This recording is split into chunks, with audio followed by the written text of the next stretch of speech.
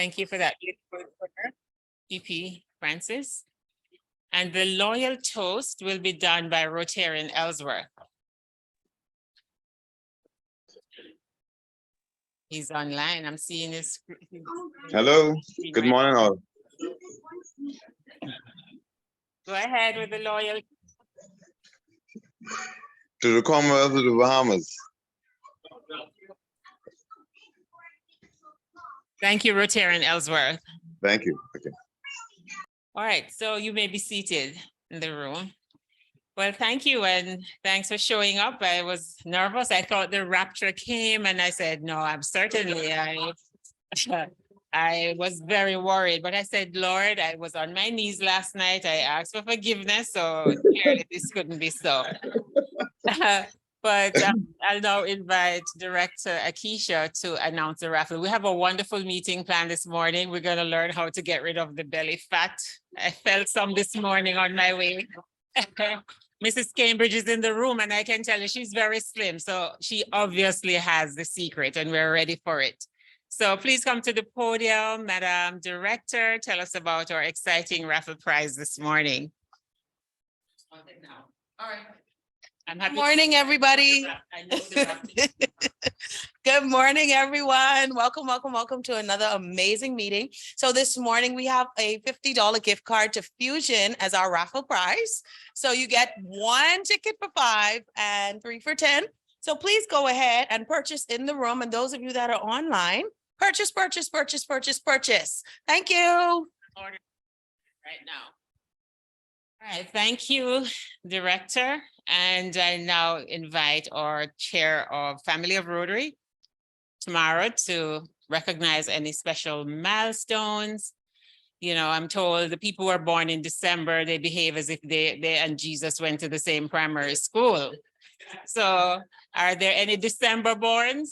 Like Karen, Kinder, they behave like they and Jesus went to the Bethlehem primary school. All right, but let's recognize special birthdays and Rotary anniversaries, please, Chair. Good morning, President. We have a birthday celebrant this week. Director of Literacy, Sophia Moss, is celebrating on Saturday, December 17th. So happy birthday, Sophia. We pray you have a wonderful birthday weekend. And we have a Rotaversary, Rotarian Marsha Sherman Bain. She's celebrating 7 years on December 17th. So happy Rotaversary, Marsha. Thank you, President. Back to you.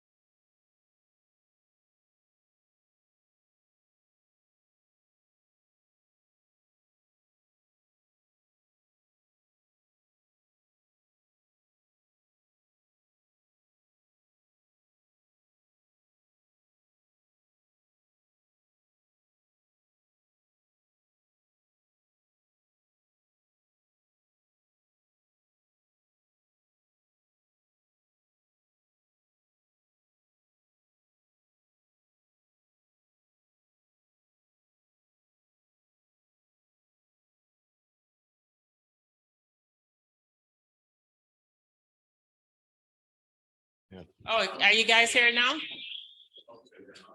Oh, so all this time they weren't hearing me? Oh, wow. Oh, I'm sorry. No, so don't tell me I have to repeat. I have to? Yeah, so it's important. So on Sunday, we're having our Christmas social right here at Crypto Al. It will not be hybrid, so you have to come in person to come and have fun.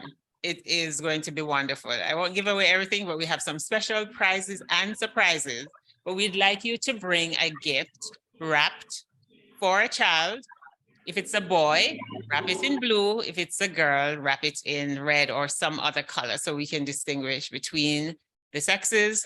And we'd like you to add the age of the child as well on the gift. A gift idea may be pajamas. Some of the children need pajamas in the homes. And so that's one idea. You may want to go with a pajama or some toy or a book or whatever your budget allows. But let's spread some joy this Christmas. Yesterday, we went to the Demetrius Demetrius home for the elderly. And we had quite a time.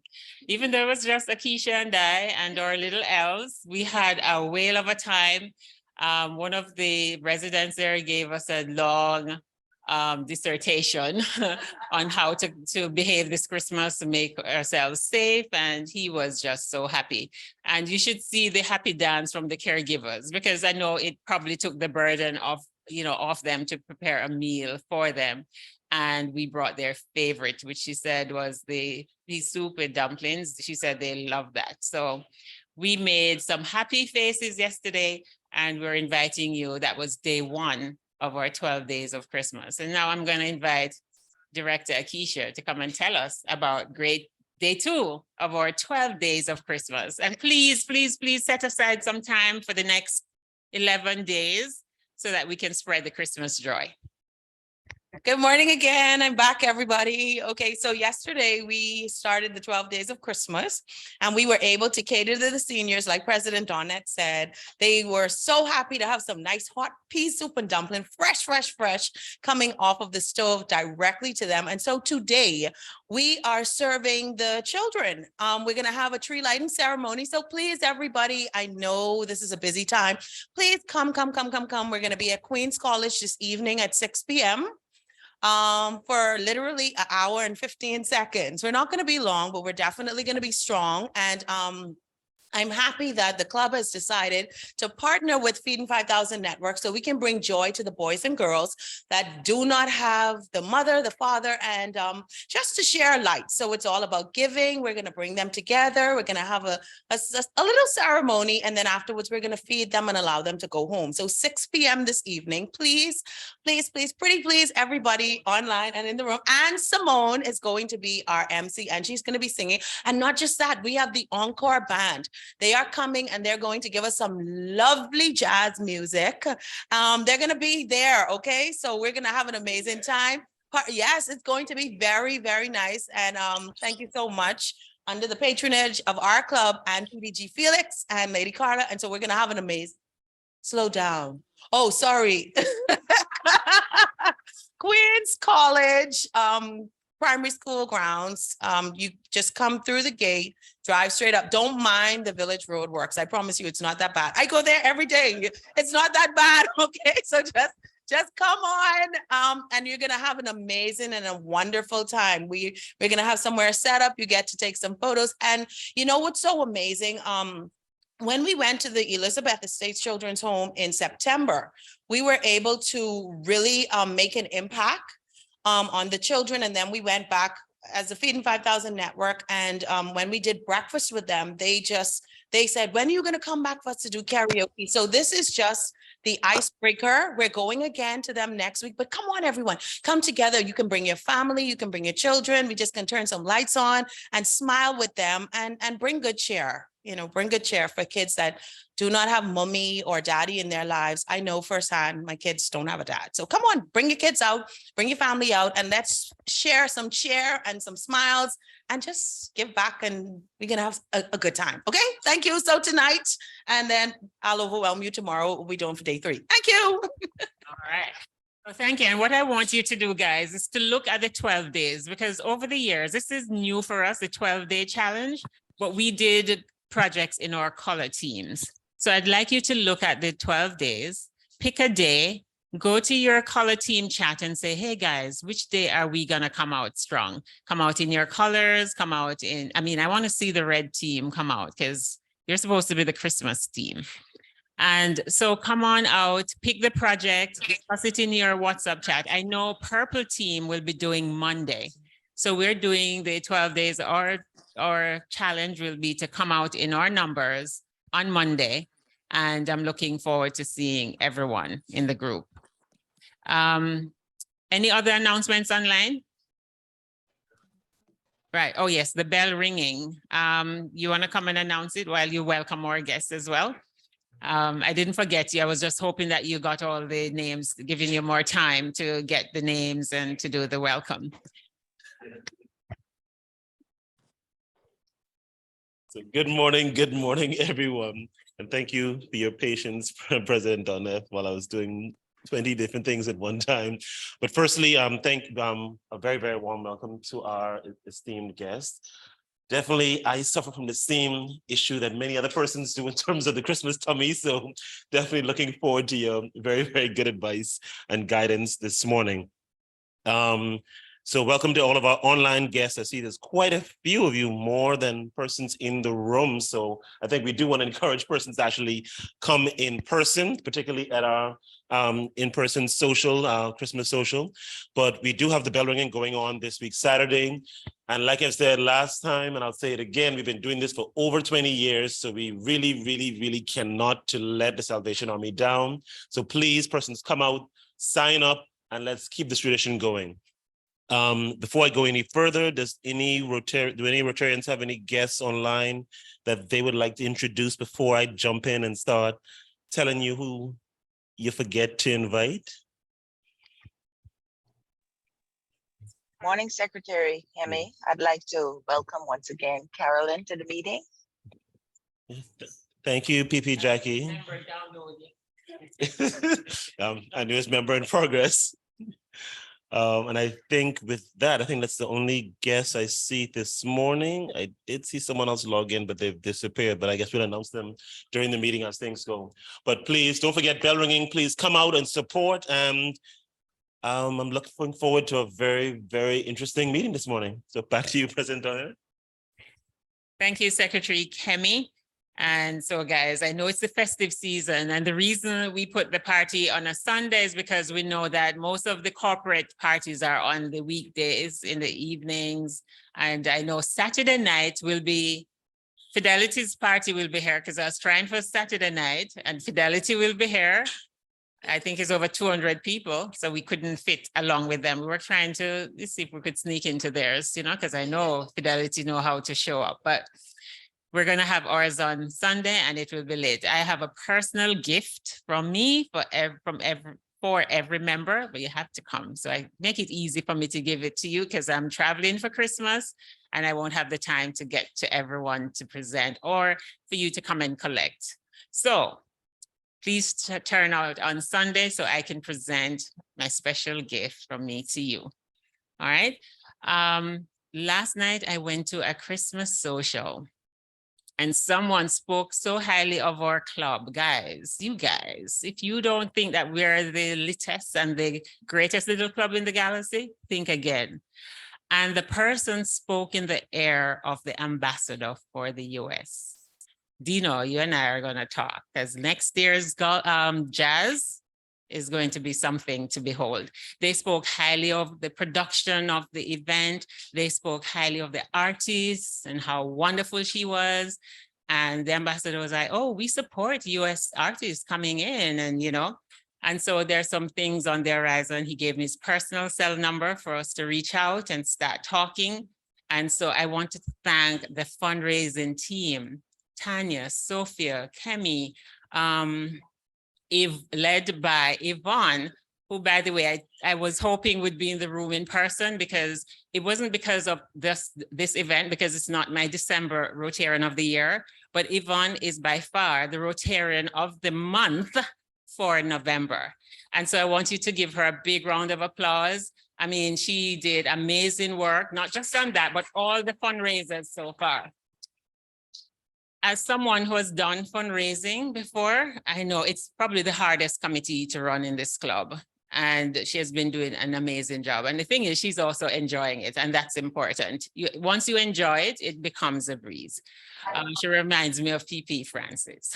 You give them a job and they're gonna make sure. Yeah, she reminds me of you. She's gonna make sure it gets done and it's done well. And so there we have a PP Francis and we have an Yvonne. We can't go wrong with fundraising. So we're looking forward to next year, and I'll put you on some contacts. He told me to reach out this morning, and at 6:30, I shamelessly sent good morning and then realized that not everybody wakes up this early. Hope he'll forgive me for that. But but some great things. And the people who came, there was someone there who attended and they spoke so highly of the club. I said, I wish I could record you and share it. And I was like, no, don't record me. But it was really, so guys, just feel big, feel good about yourself. We are the greatest club in the galaxy. And there's some things I'll share with you on Sunday because time will not permit me to go through all of that today. So Yvonne is not in the room, but I'll get her pinned to her later today. And now we're here to hear how we can eat and be merry this Christmas, but not have so much Christmas fat. So I'm going to invite Dr. Rotarian Chevet to come and introduce our guest speaker. I know that's why many of us are here. I'm not going inside that room. Can you mute your mic, please? Good morning, Nassau Sunrises. How's everyone doing today? And compliments of the season to you and your family. I am excited. I am happy. I am elated to have Mrs. Cambridge here to present to us today, her topic today. I'm excited for what she is going to educate us on. And I'm excited about the tools that we are going to carry throughout our entire lifestyle, not just for us personally, but our entire household. So Mrs. Cambridge actually is currently employed as the Deputy Chief Dietitian at Sandilands Rehabilitation Center within the Public Hospitals Authority in Nassau, Bahamas. She holds licensure to practice dietetics and nutrition from the Maryland Board of Dietetics Practice, the USA, and the Bahamas Health Professions Council. She is also a certified nutrition specialist. She has excelled in a variety of settings and holds many competencies, including nutrition care management in health and chronic diseases and nutrition education, curriculum development, and program planning. To add, Mrs. Cambridge is the wife of Mr. Javon Cambridge and the mother of their 7-year-old son, Master Javon Cambridge Jr. Please welcome today with me, Mrs. Shaniska Cambridge.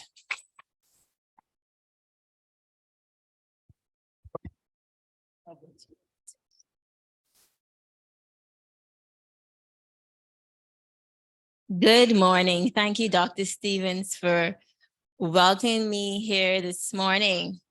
Good morning, Bahamas Rotary Club of Nassau Sunrise. Such a wonderful way to begin your morning.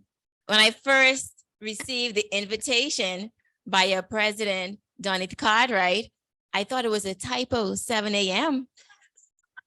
When the Director of Communications wanted to clarify the date and time, I said it was a typo on the letter. It's actually 7 p.m., but I was soon corrected. Good morning, Nassau Sunrise. This morning, I am indeed excited and privileged to have been invited by this esteemed Rotary Club to participate in the Rotary International Disease Prevention and Treatment Month initiative.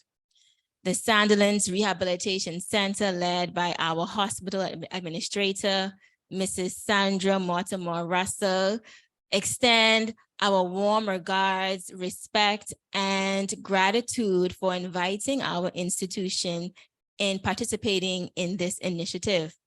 This Rotary Club has done an amazing work in our community, and we are so grateful with regards to all of the projects and how you promote social and economic development. So there's no more delay. We are here to hear about this exciting topic: 3 dietary and lifestyle triggers of abdominal fat. We are getting ready to chow down because Christmas is here. We are making our arrangements. We're going to start celebrating even tonight, listening to Director Smith speak about all the things that we're going to be doing. And as we prepare for our mealtime, I just wanted to provide a little bit of information that can help you in making your decisions. Next year, 2023, many of us have already begun making our New Year's resolutions, which may include health improvement. And so the information that will be shared here today will be of benefit to you. So at the end of this presentation, it is the hope that you'll be able to remember at least one health risk that is associated with excess abdominal fat, to identify at least one dietary or lifestyle behavior that can facilitate abdominal fat growth, and also to recognize at least one way that you can modify your behavior to reduce the impact of excess abdominal fat growth. Weight loss. Weight loss is a hot topic, and in the world, much money is being spent. Approximately $254.9 billion, it has been estimated, was spent in 2021 on weight loss. Despite all this money being invested, unfortunately, according to our World Health Organization, worldwide obesity has tripled since 1975. In 2016, more than 1.9 billion adults worldwide were classified as being overweight or obese. But the good news is that obesity in many instances is preventable. So what about our wonderful Bahamas, our beautiful sand and seas? You know, in the world, we're known for our beautiful beaches and our waters, and even now in sports. But do we know that we are also known for our high rates of obesity? According to a report in 2016, the Food and Agriculture Organization, in collaboration with the Pan American Health Organization, estimated that there were about 69% of our Bahamian population who were classified as being overweight or obese. Now, the not so good news is that we were ranked as having the highest rate in our jurisdiction in Latin America and the Caribbean. So we're number 1 on the tracks, and we're also number 1 with regards to overweight and obesity. Unfortunately, 3 years after that report, the Ministry of Health embarks on a national health survey called the Bahamas STEP Survey, and they found that there are about 71.6% of our population classified as being overweight and obese. And on the slide, we can see that the majority of that percentage was actually obese persons, 43.7%. So one way that they classify the obesity and overweight is using the body mass index. And so when you have an opportunity to go online and type in body mass index calculator, there will be many options, and they'll give you an opportunity to enter your height and your weight. And based upon that, there's a calculation that is done that classifies your risk. And as you go up from underweight, normal weight, overweight, obesity class 1, 2, and 3, your risk for chronic diseases such as hypertension, type 2 diabetes, and heart disease, it increases. And so this is often a common health parameter that is being tracked when we monitor and try to prevent disease. So as we talk about abdominal fat, we can consider our body fat distribution. Are you an apple shape? Are you a pear shape? And this is important because the research has shown that depending on where the abdominal fat accumulates, it increases your risk of chronic diseases. So if you find that you are more shaped like an apple, meaning that when you gain weight, the majority tends to accumulate in the abdominal area, then you would be at a higher risk of developing chronic diseases such as type 2 diabetes and heart disease. However, those persons where their weight accumulate primarily in the lower body, they are more at higher risk of developing orthopedic problems and varicose veins, orthopedic being issues with bones. So what is abdominal fat? Abdominal fat can be divided into two types, subcutaneous and visceral fat, but we tend to just call it abdominal fat. And there's a difference between the two. The subcutaneous fat is the fat that's located under our skin. It's the fat that we can visibly see, the one that will be pinched, we can feel it. However, the visceral fat is the fat that surrounds our organs. So in this slide here, we see that the visceral fat is the fat that we cannot see. It surrounds our organs, and this is the most dangerous type of fat that is contributing to our waist circumference, but we are not able to pinch it. And this is the kind of fat that increases the risk of chronic disease. So when we have excess abdominal fat, it's not just an issue for you if you feel like you don't like how it looks, but it also is pumping into our bloodstream certain types of hormones and substances that increase our disease risk. We call these things maybe interleukin-6, tumor necrosis factor alpha, or other inflammatory chemicals. And what this does, it increases the risk of metabolic syndrome. This may be a familiar term to some of you, or it may be new. And this just describes the state of health a person can be in when their risk for things such as hypertension, diabetes, glucose intolerance, cardiovascular disease, and common cancers that we see in our community, colon, breast, and prostate cancer, they increase. And excess abdominal fat will increase your risk of developing this syndrome. So what influences abdominal fat growth? Well, let me first start and say that there's some things that we cannot control. We cannot control our genes that were passed on to us. We cannot control our age and our gender and hormonal imbalances. And so for some persons, these factors can be contributing to the rate of abdominal fat growth, and these cannot be controlled. But there are some things that we can control that we will briefly discuss this morning.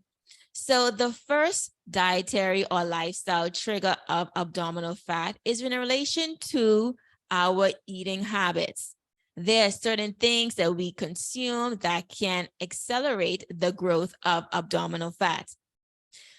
The research has shown us that consuming sugar-sweetened beverages can increase the rate of abdominal fat. And we tend to talk about bare belly, but what about the sugar belly, right? Do we have sugar bellies? Some person say, well, I don't drink alcohol, but maybe you have a sugar belly. And the research has shown us that consuming sugar-sweetened beverages indeed does impact our abdominal fat. There was a clinical trial, it was a 6-month trial, it was controlled, it was published by the American Journal of Clinical Nutrition. So what they do, they got a group of healthy adult men and women, and they randomly divided them into groups. And these groups included either being assigned to drinking about 4 cups of soda, or 4 cups of low-fat milk, or 4 cups of a diet soda, or 4 cups of water every day for 6 months. So they were controlling the things that they were drinking, and they wanted to see what was going to happen. And as a result of this, they found that those persons who were consuming the sugar-sweetened beverages, they had an increased rate of abdominal fat growth. Their triglycerides in their blood, which is the fat, also increased, as well as the cholesterol. Now you may wonder, how is that even possible? How is it that consuming sugar can lead to increased fat in the blood and increased cholesterol? Well, simply put, It is because when we consume foods or beverages that have an excess of fast-acting or simple sugars, the rise in blood sugar causes our body to then convert that into something else. And so it converts that into fat or triglycerides. When the triglycerides increase in our blood, then the body and the liver has to create more cholesterol to transport this fat to be stored in other parts of our body. So though we're not consuming the fat in the sugar sweetened beverage, our body is converting the sugar to the fat, and now the liver needs to make cholesterol to move that fat around. And so we see how many different areas in our body that can be affected by excess consumption of sugar sweetened beverages. In another study, it showed that rather than controlling how much they drank, they allowed persons to drink whatever they wanted to drink for 6 years. So it was an observational study. So the first study was a controlled clinical trial where they control what they drank. But this study was just do what you want, live your best life and have as many bottles or glasses of whatever you want to have. And what they found was that at the end of 6 years, persons who did not have any history of heart disease, cancer, or were not a part of a weight loss surgery intervention, they showed the same results. They showed that when they drank more sugar sweetened beverages, their abdominal fat growth also increased. And so this actual research supports the first one, where it shows that whether we control what a person drinks or allow them do what they do, it really depends on what they're consuming that is influencing this abdominal fat growth. Now you might wonder, what is a sugar sweetened beverage? So I did a little research and went to the CDC, the Center for Disease Control and Prevention, and they defined a sugar sweetened beverage as any liquid that is sweetened with various forms of added sugars, whether they be brown sugar, corn sweetener, corn syrup, dextrose, fructose, glucose, high fructose corn syrup, honey, lactose, malt syrup, maltose, molasses, raw sugar, sucrose, fruit juice concentrate. I mean, what is there left to drink, Holy Spirit? You know? And so from this list, we see that the examples of sugar sweetened beverages can include, but are not limited to, a regular soda, fruit drinks, sports drinks, energy drinks, sweetened waters, coffee and tea, beverages added sugar. So what is the point here? The point here is that we want to be consuming things that are the least processed. Does it mean that you can't drink juice?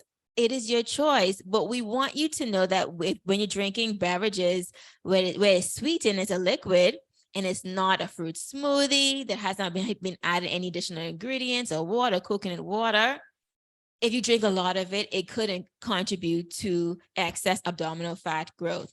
So the second trigger we're going to talk about today has to do with the consumption of excess saturated fats or trans fats. These can also increase the growth of abdominal fat storage. Say no, pizza.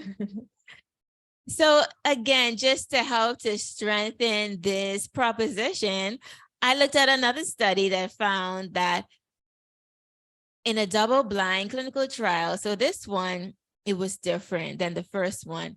It meant that they were going to feed these healthy adult men and women a product that had different types of fat, but they wouldn't know what was inside of it. And that's why it was double blind. So the participants didn't know and the researchers didn't know what they were getting. Okay. So there would be no fudging of the results, right? So they found that the first group was given a muffin that had some saturated fat in it. And the second group was given one that had unsaturated fat in it. And so they found that the group one with the saturated fat, they had a significantly higher abdominal fat growth when they were allowed to eat many of those muffins at will throughout the 7 weeks. But the group that would have been provided the muffin with unsaturated fat, their growth of lean tissue, which could include things like muscle, that grew more. So the unsaturated fat was likely provided by a plant oil, maybe a vegetable oil, canola oil base, rather than using something like a shortening or butter. So what is the saturated fat? So we want to pay attention to saturated fats, not just for heart health, but also as we control our waistlines. So when we are preparing our meats and we see the visible fat, that is a source of saturated fat. The butter, the cream, mayonnaise, shortening, which is not illustrated here, can be a source of saturated fat or trans fat. The skin of poultry, under the skin is fat. That is a source of saturated fat. This is saying hot chips. In some fast food areas, the type of oil that they're using does have a source of saturated fat or trans fat in it. Palm oil is also a source of saturated fat. We would also have to mention here that so is coconut oil, but that is controversial, whether or not that wouldn't contribute to it or not. But that is a source, as well as ice cream. So saturated fat typically is solid at room temperature, and it increases the risk of diseases such as high cholesterol and heart disease. So what is trans fat? So trans fat, we've heard the term trans fat before. This is termed to be the worst type of fat. It is a processed fat that tends to be called partially hydrogenated oils. It will increase the risk of high cholesterol and heart disease, and it also goes quickly to your abdomen. And so the research shows that when we consume a lot of foods with trans fats in them, the body puts it into storage around the abdomen because there's nothing that our body needs from a trans fat. So where are we finding these trans fats? We can find these in fried foods, such as fries, donuts, chips, fried chicken. Some non-dairy creamers may have it, shortening, baked goods, pies, cakes, cookies, stick margarine, pizza. And so we want to begin reading. Oh yeah, the pizza, right? Yeah. We want to begin reading our food labels. And if we see the words partially hydrogenated, anything with an oil, we want to avoid that. Even if it says fully hydrogenated, it means that the oil or the fats that they were including in that recipe or that food product, it was altered in a way that it changed its structure so that it could promote a certain texture to the food or a certain mouth feel, but unfortunately the feel in our organs and the feel in our abdominal area isn't as happy, and so we want to, as much as possible, avoid those items. So let's ban trans fat. I had an opportunity to be invited to a meeting virtually with the Pan-American Health Organization last year, because there's an initiative in this area to ban and eliminate the industrial production of trans fats in our food environment between 2020 to 2025. So the research has identified that this is such a problem that we want our bodies in terms of the international groupings to actively work with public health organizations and health institutions and communities to recognize the health risks of trans fat and why we need to ban them. So let's go to our final third trigger, our final third dietary or lifestyle trigger of abdominal fat that can be contributing to our waistlines. We know it, stress.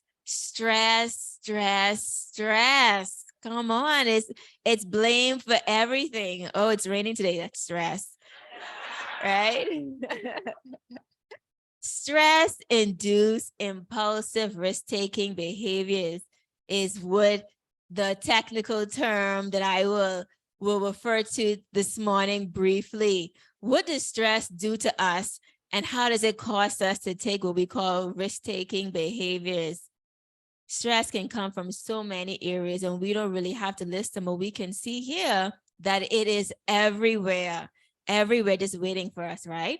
And so the final study, I love to read the research, was one that was published in the Obesity Journal. It was an 18-month observational study, and they study some healthy mothers who were chronically stressed.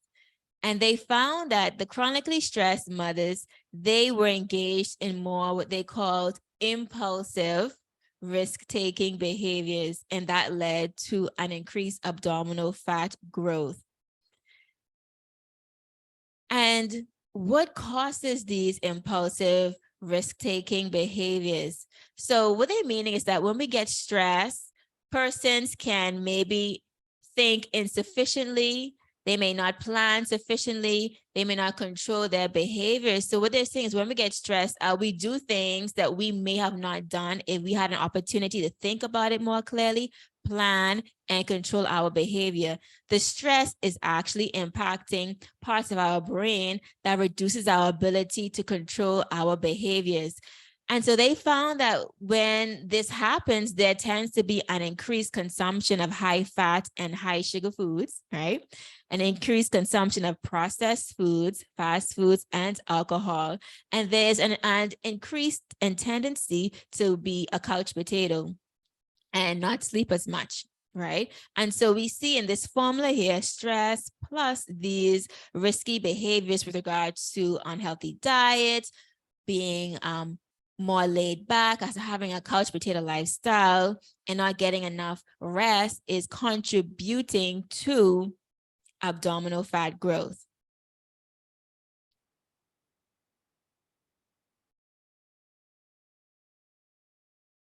I don't know where you are. Go back. Go backwards. Go up. Yeah. So in review, the first trigger we spoke about was sugar sweetened beverage consumption and increased abdominal fat storage. The second trigger we spoke about was excess saturated fats and trans fats can also increase abdominal fat storage. And the third trigger was chronic stress. Chronic stress and impulsive risk-taking behaviors also increase abdominal fat growth. So now what? What can we do? Well, the first thing you want to do is know our numbers. We want to go and find a body mass index chart, go online and look to see if we can calculate what our body mass index is. We can also calculate our waist circumference. So taking a tape measure and measuring around the abdomen area at the largest point and find out what it is. So the research shows that if you are a male, if your waist circumference is greater than 40 inches, your risk of chronic disease increases. If you are female and you are not pregnant, if your waist circumference is greater than 35 inches, that also increases your risk of abdominal fat growth or increases your risk of chronic diseases. And we want to deal with the triggers, whether that be a dietary trigger, stress-induced trigger, not getting enough rest, not getting enough exercise. We want to identify, okay, what is triggering my abdominal fat growth? Okay. Sugar sweetened beverages, alcohol, sugary foods, fatty foods, stress. Okay. And also get some help. You want to get support. And so this support can come from a clinic, health professionals who are able to guide you with improving your lifestyle. The support can come from fitness professionals or just a buddy who can help to encourage you to exercise and move more. Or you may need some bit of talking, some counseling. Sometimes if you have to go and speak to somebody, it could be a friend, a pastor, or a mental health professional that can assist us with managing the stresses of life, because we know that stress does impact our health and we want to do as much as possible to prevent disease and to manage it as much as possible. So that brings me to the end of my presentation. These are my references. And I thank you for being such a wonderful audience. And those online, thank you for joining.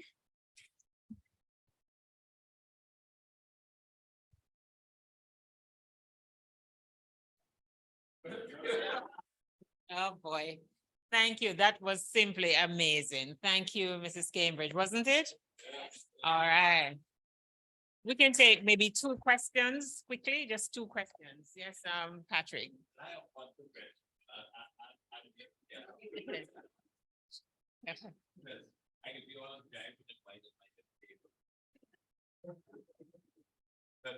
Seriously speaking, I mean, I understand what she's saying, but if you mind and you ain't eat nothing.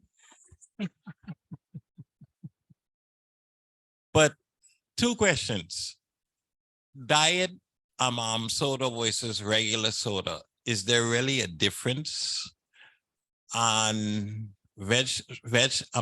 So you said vegetable oil is fine.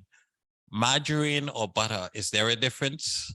And is one better than the other?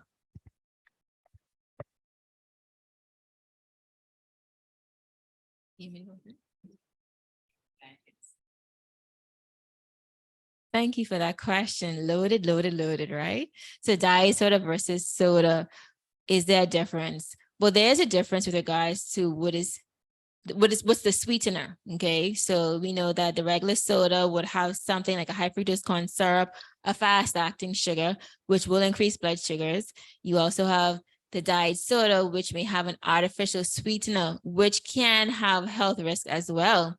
The research shows that some persons who consume diet soda, they may have more cravings for real sugar. And so the more diet soda or products that have the artificial sweeteners in them that they consume, they still may end up consuming the regular sugar anyway. But if you are a person who is experiencing a real challenge with, for example, managing your blood sugars, and you need to do something right now, and you really have a strong affection for drinking soda, definitely switching over to a diet soda would be advisable to help you to wean yourself off of that type of behavior. So there is a difference regarding the type of sweetener, but for some persons, you can still end up consuming the regular sugar anyway. And do know that some of the artificial sweeteners can have a health side effect. So it's not the better or the best option. Fruit is the better sweetener to have. So maybe getting into making smoothies and learning how to do that, you will get the fruit sugar that is wrapped up with the fiber, and that fiber will help to reduce how fast that sugar enters your blood to prevent that spike. But of course, if you're adding juice to the fruit smoothie and sugars and all the rest of that stuff, you're minimizing that part of it. But practicing how to blend fruit smoothies by using fruits and water will be a way to help to satisfy your sweet tooth in a way that is more beneficial for your health. The next question was butter, margarine. What's the difference? What's the best? There's one set of group that might say butter would be healthier than using a margarine. The reason that they would say that is because, well, to make a margarine, you have to put a natural fat and process it and change the texture of it. But then some will say, well, you know, you have margarines that don't have the trans fat and they're making it a different way. I won't go here and say, okay, what is better or not. What I would do is encourage you to read your food label, because there's so many variations of products out there. And if you're reading the food label and you see that it says partially hydrogenated on the back of it, like on the margarine, you want to avoid that, because we know the research is clear that will be more harmful consuming that in excess than a butter, right? But in general, you want to minimize your consumption of saturated fats in any way, because consuming excess saturated fats will increase your risk of chronic disease. Okay, so it's back to reading food labels and making healthy choices. Thank you, Mrs. Cambridge. That was simply awesome. And that was the 2 questions. So yeah, I think we got enough to help us through the Christmas season. I want to invite Yvonne quickly to come forward for her Rotarian of the Month pin. There's a saying on the pin that says, act as if what you do make a difference. It does. And so I want to thank you, Director Yvonne. You've been amazing.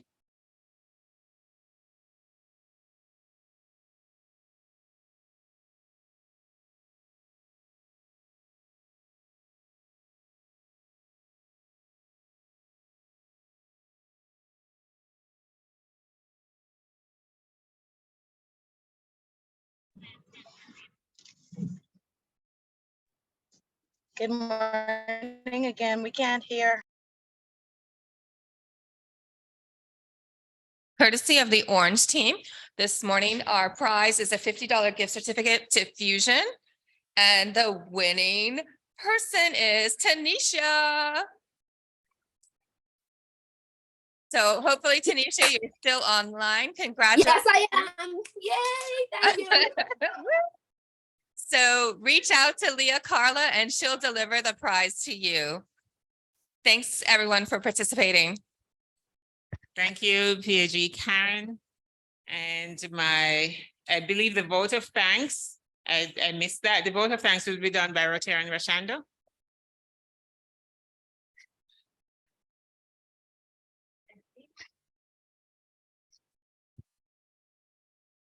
All right. Morning, Mrs. Cambridge. We want to thank you for coming in and giving us such a wealth of knowledge on how we could decrease our abdominal fat. And this is a small token of our appreciation. Thank you so much. All right. Okay. And I'd like to add a pin, a rotary pen. So when you're writing your notes, you remember in here today. All right. Thank you. No, we don't have time for the video. We'll do it next meeting. It's already 7. What's the time? 7. It's 8 o'clock. I'm sorry. And the 2 videos are about 8 minutes. All right. So let's do the 4-way test together. Oh, PB Francis, come forward, please. But let's say together instead of repeating after her. So. Of the things we say or do, is it the truth? Is it? Fair to all concerned? Will it build goodwill and better friendship? And will it be beneficial to all concerned? And I'm trying to remember who's doing my final toast. I believe it's, was it? Final toast is tomorrow. Chairman Tamara, final toast. Good morning, everyone. Again, please raise your glasses, tumblers, to Rotary around the world. To Rotary around the world. With that, I say thank you. Thank you, Mr. Givers. Thank you, everyone, for coming out. And I look forward to January, seeing small waists in the room, flat bellies as we enjoy the festive season, eating right and making better choices. Thank you. All right, see you guys later at Queens College for our tree lighting and caroling. Remember to bring a toy and bring chair to a child this year. All right, have a great day, everyone. Bye, everyone. Have a great one. Bye, everyone. Have a good day. Who's that cutie? All the best. Hi, honey. Oh my goodness.